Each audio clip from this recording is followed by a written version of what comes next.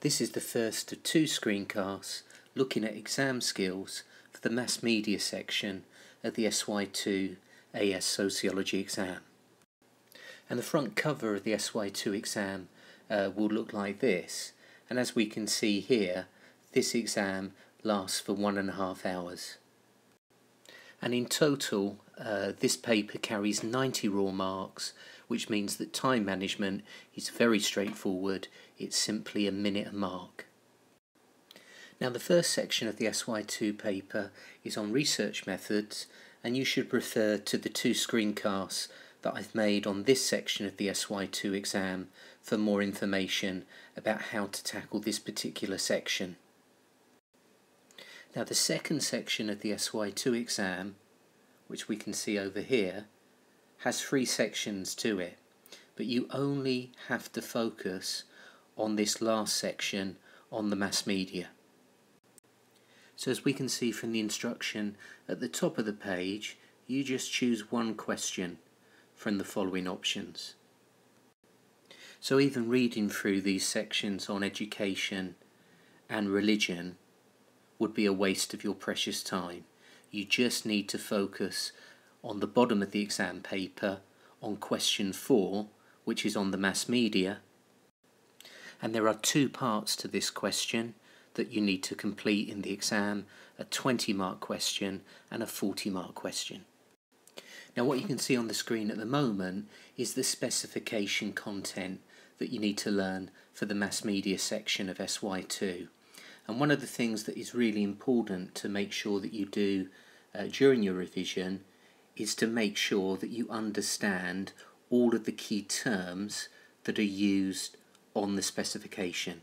This is important because these are the key terms that are likely to be used in the actual questions themselves. So study this specification carefully, and please speak to your teacher if you're not sure about anything that's contained on this grid. Let's now have a look at the layout of the mass media section of the SY2 exam in a bit more detail. We can see that there are 2 questions here. There's a longer essay question, a 40-mark question, where the emphasis is on the skills of evaluation, which are signposts by the command words assess or discuss. And this question will be the subject of the next screencast on the media section of SY2. What I want to focus on for the last bit of this particular screencast is the 20-mark mini-essay question that you have to do. And here the command words will be outline and explain, and the key to doing a good answer for this question is to identify and then develop and explain 4 relevant points in relation to the question set. Now, the key to getting a really good mark in sociology is subject knowledge combined with a really good structure for each of your answers. And what we can see on this slide is a suggested structure that you should use for the 20-mark mini-essay question. And remember, it's a minute a mark, so you should aim to spend 20 minutes on this section of the SY2 exam. So your first paragraph, you should try to define any of the key terms that are used in the question. And if you think that the meaning of the term is contested, in other words open to different interpretations, then highlight this in your opening paragraph. Then you want to try and make about 4 key points that are relevant to the question. So if, for example, the question was asking you to outline and explain significant changes to the ownership of the mass media, you'd need to try to identify 4 key changes. So try to have one separate paragraph for each point. Clearly identify the point that you're making in the paragraph at the beginning. Then make sure that you explain that point fully. So make sure that you develop an explanation, make sure that you try to use some examples, and ideally some references to sociological evidence. So that might be names of key sociologists, studies, theoretical perspectives. and always make sure that there's a sentence within your paragraph that links the point that you're trying to make back to the question set.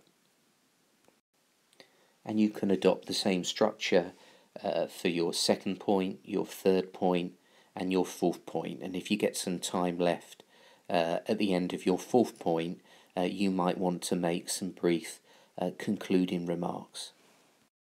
What we can see on this slide is a description of both the knowledge and the skills that you need to demonstrate in order to get into the top mark band for this type of question. And in terms of knowledge, notice that you need to include within your answer a range of writers, research, and references to theory. And you also need, obviously, to make appropriate use of key terms. So there's an explicit requirement there to make use of sociological terminology. In terms of skills, the emphasis is on making sure that you really relate your knowledge directly to the question under consideration. So read the question carefully, make sure that each paragraph is explicitly linked to the question set, and there's an emphasis on your answer being formally constructed with a clear and logical argument. So if you follow the advice that I gave you on how to structure your answer, then you'll provide evidence that helps you get into the top part of the mark band. I'm going to finish this screencast by looking at a student answer to a 20-mark question.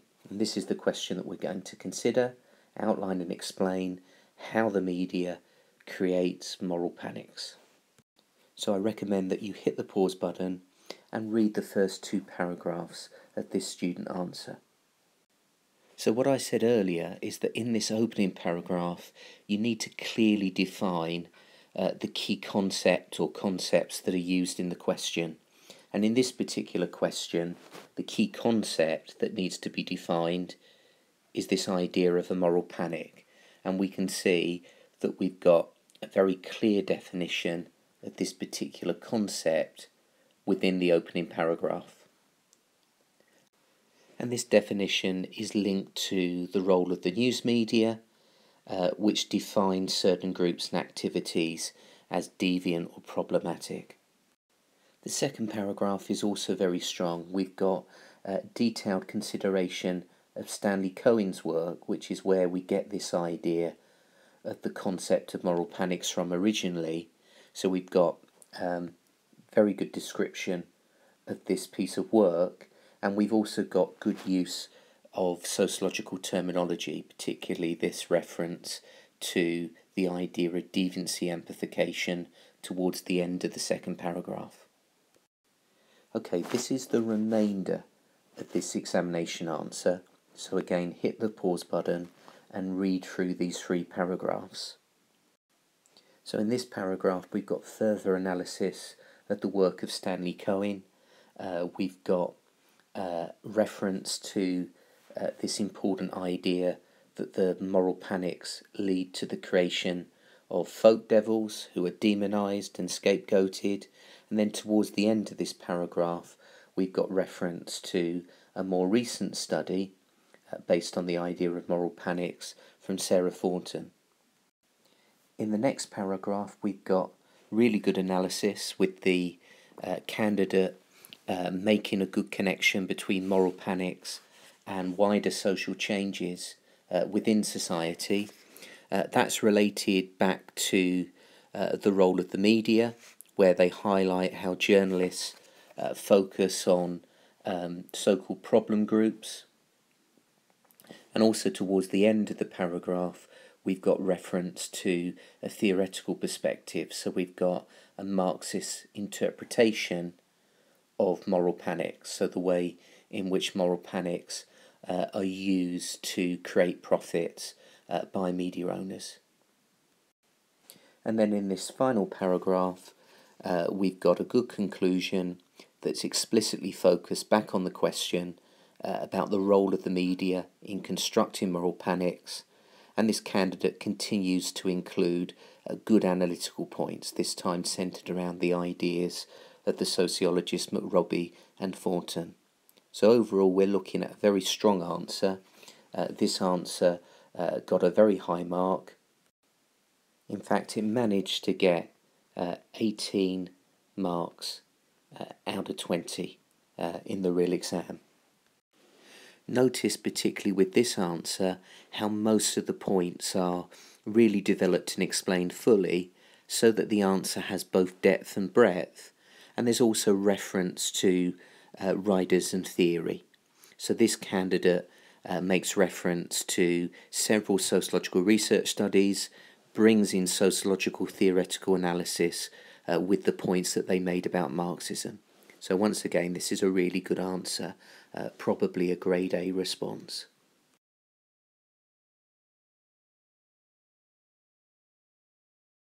A reminder that there's lots of material to help you revise on iLearn, including this particular section on exam skills and revision. So if you've not looked at this section of iLearn, you should find lots of useful material to help you revise for the exam.